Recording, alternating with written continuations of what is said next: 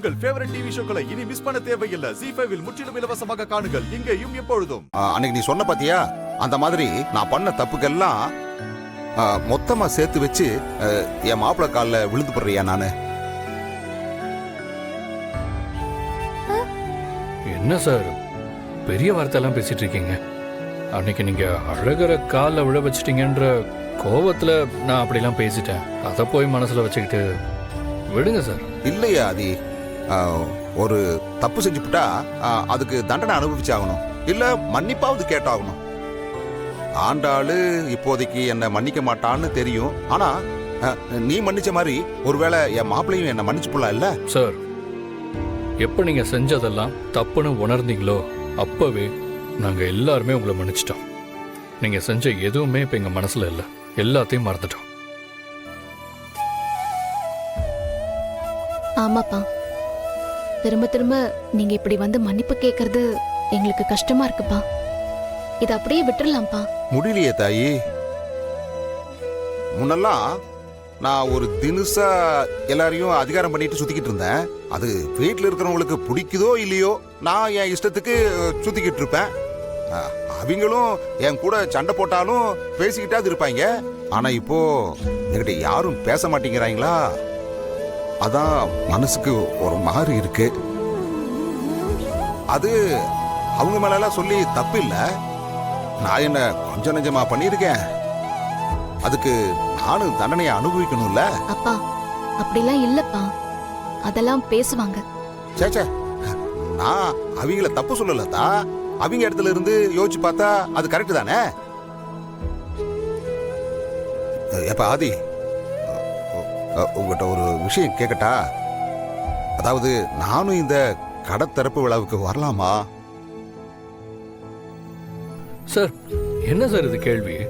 நீங்க எல்லாமே எப்படி சார்? அப்பா, உங்க மருமகனும் உங்க மகளும் நடத்த போற கடை இது, நீங்க இல்லாம எப்படிப்பா?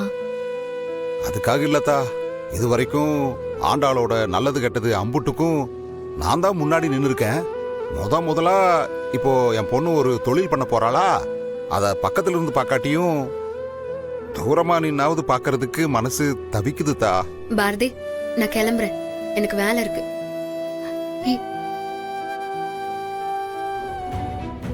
ஆண்டாளு, ஆண்டாளு, அப்பாவை 4 அடி கூட அடிச்சுக்குதா. இப்படி பேசாம மட்டும் இருக்காததா.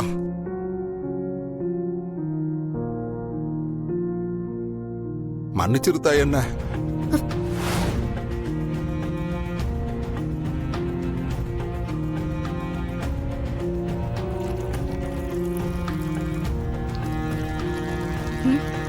என்னக்கா, உன்கிட்டயும் பேசினாரா?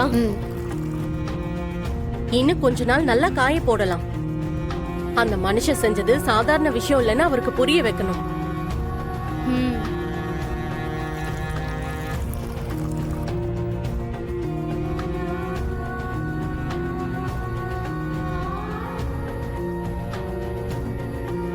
ஏய், என்ன எதுக்கு அப்படி பேர் இப்படி கொடுமைப்படுத்துறீங்க?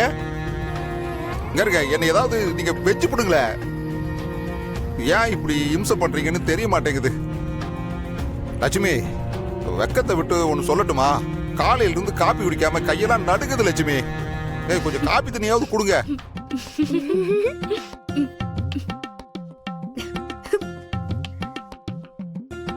வேதனை உங்களுக்கு எல்லாம் சிரிப்பா இருக்குல்ல?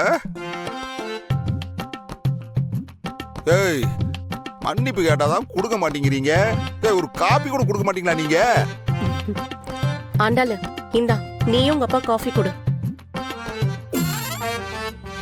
கொடுத்தா. அப்பா அப்பா, சூடா இருக்கு.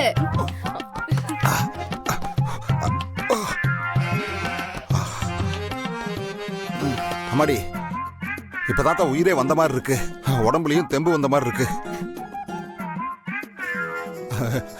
எது எப்படியோ என்ன நீங்க அப்படி பேரும் மன்னிச்சிக்கல. எனக்கு அது போதும் தா, போதும். அட என்னங்க நீங்க சின்ன பிள்ளை மாதிரி. ஒண்ணு இல்ல தா, விடுங்க, இதை இப்படியே மறந்துடுவோம். எனக்கும் உன்னை இப்படி பார்க்க கஷ்டமா தான் இருக்கு. இனிமே நாம இப்படி எல்லாம் பேசிக்க வேணாம், சரியா? இப்ப எதுக்கு இந்த தவசி பையன் ஃபோன் பண்றான்?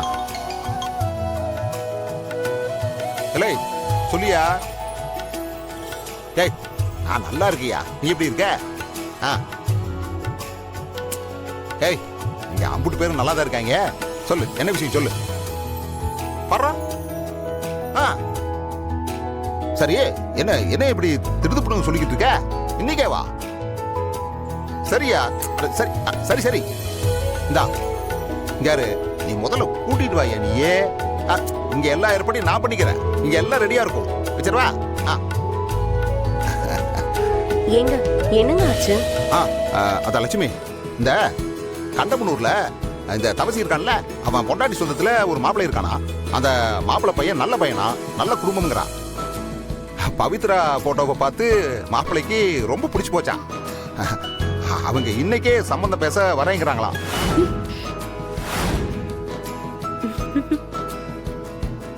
ஏய் மாப்பிள்ள விஏஓவா இருக்கானா. கவர்மெண்ட் வேலை இல்ல, நிலங்கள்னு ஏகப்பட்ட சொத்து இருக்கான். ஒரே பையனா, அவன் கூட பிறந்தது ஒரு அக்காவான். நான் இதுக்கு முன்னாடியே விசாரிச்சு போட்டேன். அதை வந்து உங்ககிட்ட சொல்லணுங்கும் போதுதான் வீட்டுல ஏதோ நடந்து போச்சு. நல்ல விஷயங்க, கேட்கவே ரொம்ப சந்தோஷமா இருக்கு. அப்பா இப்பவே கல்யாணம் பண்ணணுமா? நான் படிப்பை முடிச்சதுக்கு அப்புறம் பாத்துக்கலாமே. ஏய் அத பத்தி நீயே தான் கவலைப்பட்டுக்கிட்டு இருக்க? கல்யாணத்துக்கு அப்புறம் மாப்பிள்ளையே உன்னை படிக்க வைக்கிறாராம். ஏய் சூப்பர் டி, இந்த மாதிரி மாப்பிள்ளை கிடைக்கலாம் கொடுத்து வச்சிருக்கணும்டி. சரிங்க, மாப்பிள்ளை வீட்டுல வரதுக்குள்ள மத்த ஏற்பாடெல்லாம் பண்ணணும்ல. வாங்க கடைக்கு போயிட்டு வரலாம். ஏய் கொஞ்சம் இரு. நாம எதுக்கு போகணும்? அதான் நம்ம ஆண்டாளுக்கும் பவிக்கும் மூத்த அண்ணன் ஒருத்தன் இருக்கான்ல, அவனை வந்து இது எல்லாத்தையும் பார்க்க சொல்லு. அவன் தானே பார்க்கணும். ஏய் என்ன பேன்னு முடிச்சுக்கிட்டு இருக்கீங்க? அவன் தானே அண்ணனா இருந்து பார்க்கணும். ஏய் எத ஆண்டாளு, நீ போய் உன் அண்ணன் ஆதி இருக்கான் பாரு, அவனை கூட்டு வா. அவன் தங்கச்சி விசேஷத்தை அவன் தானே அண்ணனை நின்று கவனிக்கணும். போய் அவனை கூட்டு வா போ. சரிப்பா போயிட்டு வந்துடுறேன். ஏய் வாடி வாடி. நீங்க எப்ப அப்பா கூட பேசி முடிச்சீங்க? அதுவா பேசியாச்சு. எத்தனை நாளைக்கு தான் அவர் அப்படியே வச்சிருக்க முடியும் சொல்லுங்க. அதான் பேசிட்டோம். பாவம் ஆண்டாளு, எனக்கே அவரை பார்க்க கஷ்டமா இருந்துச்சு. நீங்க பேசுனது நல்லதுதான், சந்தோஷமா இருக்கு. நானும் அவர் அப்படியெல்லாம் பார்த்தது இல்ல ஆதி. எனக்கும் கஷ்டமா தான் இருந்துச்சு. என்ன பண்ண முடியும்? என்னதான் இருந்தாலும் அவர் அப்பாவாச்சே. அம்மா பாரதி எங்க இருக்கா? திடீர்னு கோயிலுக்கு போறேன்னு சொல்லி கிளம்பி போயிட்டாங்க. சாமியார் ஆயிட்டாலோ?